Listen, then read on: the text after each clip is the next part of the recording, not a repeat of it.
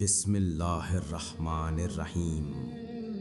وقت کی کتاب کے اوراق پلٹیں تو کچھ لمحے ایسے ملتے ہیں جو انسانیت کو نئی سمت دیتے ہیں۔ یہ کہانی ہے ایک ایسے ہی لمحے کی جب ایک انسان کے سامنے اس کا سب سے بڑا دشمن تھا اور اس نے اسے شکست دے دی، لیکن پھر بھی اس کا ہاتھ رک گیا۔ یہ قصہ نہیں ہے، یہ تو ایک سبق ہے، سبق اخلاص کا، عدل کا اور غضب پر قابو پانے کا۔ یہ واقعہ ہے غزوہ خندق کا، وہ وقت جب 10,000 کا لشکر مدینہ کو نگلنے پر تلا ہوا تھا۔ کفار مکہ اور ان کے اتحادیوں کا ایک سمندر تھا جو مدینہ کے سامنے ابھر آیا تھا۔ مسلمانوں نے ایک بڑی خندق کھود کر اپنا دفاع کیا تھا۔ محاصرہ طویل ہو رہا تھا، بھوک، پیاس، سردی اور دشمن کی للکار نے صبر کے پیمانے چکنا چور کر دیے تھے۔ اور پھر دشمن کا سب سے بڑا پہلوان، جس کا نام سن کر بہادروں کے پیروں تلے سے زمین نکل جاتی تھی، عمرو بن عبد ود، اس نے اکیلے ہی خندق پار کر لی اور للکارا، ہل بن مبارز، کیا یہ ہے جو مجھ سے آ کر ٹکر لے؟ مسلمانوں کی صفوں میں خاموشی چھا گئی، ہر سانس رک گئی، ہر دل دھڑکنا رک گیا۔ پھر رسول اللہ صلی اللہ علیہ وسلم کی آواز نے خاموشی توڑی۔ آواز میں اطمینان تھا، یقین تھا۔ علی ابن ابی طالب نے کہا ہے۔ حضرت علی رضی اللہ عنہ آگے بڑھے، حضور نے اپنی تلوار ذوالفقار عطا فرمائی۔ دونوں پہلوان آمنے سامنے تھے۔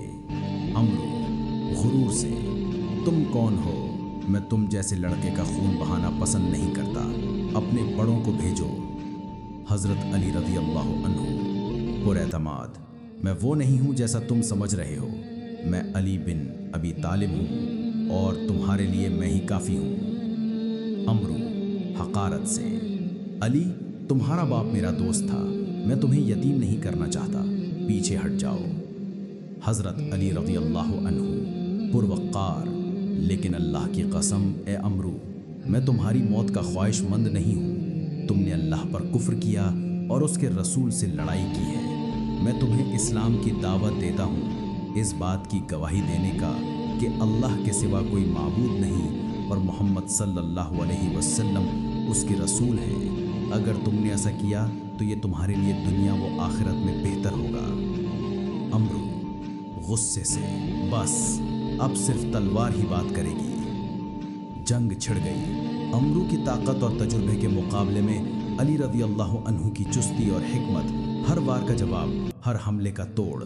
موقع پا کر حضرت علی رضی اللہ عنہ نے ایک کاری وار کیا اور عمرو زخمی ہو کر گرا۔ اور پھر وہ لمحہ آ گیا، فیصلہ کن وار۔ عمرو زمین پر تھا، شکست تسلیم کر چکا تھا۔ حضرت علی رضی اللہ عنہ فاتحانہ انداز میں کھڑے تھے۔ انہوں نے اپنی تلوار عمرو کے سینے پر رکھ دی، مگر پھر عمرو نے اپنی آخری قوت جمع کی اور حضرت علی رضی اللہ عنہ کے مقدس چہرے پر تھوک دیا۔ یہ منظر دیکھ کر حضرت علی رضی اللہ عنہ کے اندر غضب کی لہر دوڑی۔ ان کا نفس چیخ رہا تھا کہ بدلہ لو، ایک حرکت سے اس گستاخ کا خاتمہ کر دو۔ یہ تو ان کا حق تھا، یہ تو انصاف تھا۔ لیکن حضرت علی رضی اللہ عنہ نے اپنی تلوار نیچے کر دی اور عمرو سے دور ہو کر کھڑے ہو گئے۔ عمرو حیران، تم پیچھے کیوں ہٹ رہے ہو؟ مجھے موت دو۔ حضرت علی رضی اللہ عنہ پرسکون، میں صرف اللہ کے لیے لڑتا ہوں، اس کے دین کی سربلندی کے لیے۔ جب تم نے مجھ پر تھوکا تو میرے نفس میں غصہ پیدا ہوا۔ اگر میں نے تمہیں اسی حالت میں مارا تو یہ صرف اپنے غصے کے لیے، اپنی ذاتی توہین کے بدلے میں ہوگا۔ یہ عمل اللہ کے لیے خالص نہیں رہے گا۔ میں نے اپنی نیت کو پاک رکھنے کے لیے اپنا وار روک لیا، اخلاص کے لیے۔ یہ تھا اخلاص کا اصل مفہوم، یہ تھا غضب پر قابو، یہ تھا عدل کی حقیقی روح۔ انہوں نے اپنے نفس کے سب سے بڑے دشمن کو شکست دے کر دکھا دیا اور پھر اپنے نفس کو قابو کیا۔ رسول اللہ صلی اللہ علیہ وسلم نے فرمایا کہ بے شک علی کا ایک وار قیامت تک کے جن و انس کی عبادت سے بہتر ہے۔ آج ہماری زندگیوں میں یہ سبق کیوں ضروری ہے؟